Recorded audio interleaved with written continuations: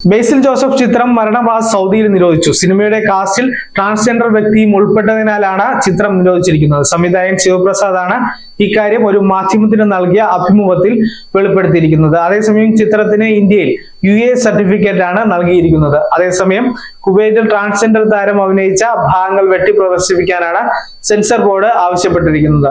Tovino Thomas productions, Rafael film productions, world wide films എന്നിവയുടെ ബാനറുകളിൽ ടൊവിനോ തോമസ്, റാഫിൽ പോഴോലിപ്പറമ്പിൽ, ടിങ്സ്റ്റൺ തോമസ്, തൻസീർ സലാം എന്നിവർ ചേർന്നാണ് ചിത്രം നിർമ്മിച്ചിരിക്കുന്നത്. വ്യത്യസ്തമായ ഗെറ്റപ്പിലാണ് ചിത്രത്തിൽ ബേസിൽ ജോസഫ് എത്തുന്നത്.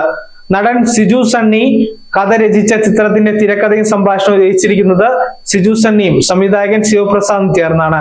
ചിത്രത്തിൽ ബേസിൽ ജോസഫിനൊപ്പം രാജേഷ് മാധവൻ, സിജു സണ്ണി, പുളീനം പൗലോസ്, സുരേഷ് കൃഷ്ണ, ബാബു ആന്റണി, അനിഷ്മ അനിൽകുമാർ എന്നിവരാണ് ചിത്രത്തിലെ മറ്റു കഥാപാത്രങ്ങളെ അവതരിപ്പിച്ചിരിക്കുന്നത്. കോമഡിയും സസ്പെൻസും ആക്ഷനും അടങ്ങിയ ചിത്രത്തിന്റെ ട്രെയിലർ ശ്രദ്ധ നേടിയിരുന്നു. News desk zag news. നേരിന്റെ വാർത്തകൾ നിങ്ങളുടെ വിരൽത്തുമ്പിൽ എത്താനായി സാഗ് ന്യൂസ് ചാനൽ സബ്സ്ക്രൈബ് ചെയ്തും ഷെയർ ചെയ്തും ഒരു ശരിയായ മാധ്യമ നിലപാടിന് നിൽക്കാൻ ഞങ്ങൾ നിങ്ങളെ ക്ഷണിക്കുന്നു.